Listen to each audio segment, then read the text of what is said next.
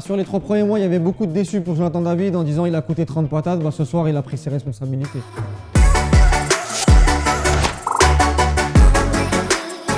Le héros de la rencontre, Jonathan David, qui a été inscrire ce doublé plein d'opportunisme dans le temps additionnel, dans un match où le LOSC n'arrivait pas à trouver la solution. Lui-même a buté à plusieurs reprises sur Mandanda. Il a été le symbole de cette équipe du LOSC qui, sur les dernières semaines, a énormément de mal dans le jeu, mais qui dans la tête ne lâche rien. Il faut rappeler que Jonathan David a coûté 30 millions au LOSC. Ce soir, il a pris ses responsabilités au meilleur des moments.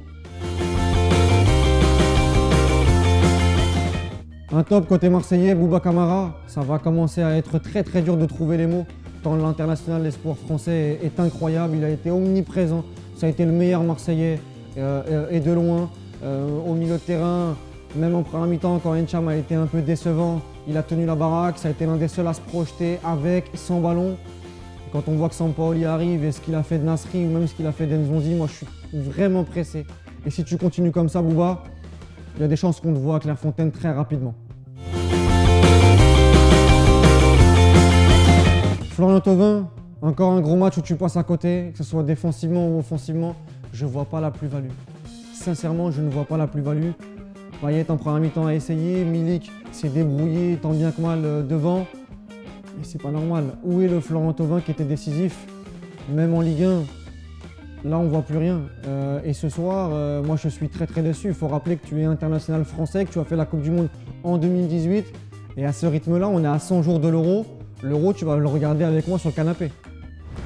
Steve Mandanda, le foot est cruel parce que jusqu'à la 89e minute, il avait sa place dans les tops. Il a même écœuré Jonathan David. Mais le temps additionnel que tu nous fais, Steve, c'est pas possible. Et c'est à l'image de la saison. Contre Nantes, déjà, petite bourde qui avait coûté un but. Là, ce ballon, tu ne peux pas le mettre plein axe. Le deuxième, la même chose, tu dois dégager, tu dois faire beaucoup mieux. Tu es impliqué dans les 2 buts et malheureusement, si l'Olympique de Marseille perd, c'est aussi par ta responsabilité. Petite fausse note côté Lille, c'est Yazice.